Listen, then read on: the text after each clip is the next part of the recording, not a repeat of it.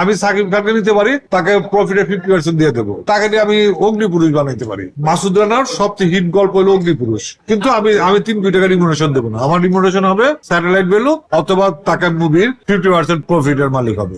এই যে ছবিটা আসছে, ফ্র্যাঙ্কলি স্পিকিং আমার মধ্যে 5 কোটি টাকা লস করবে।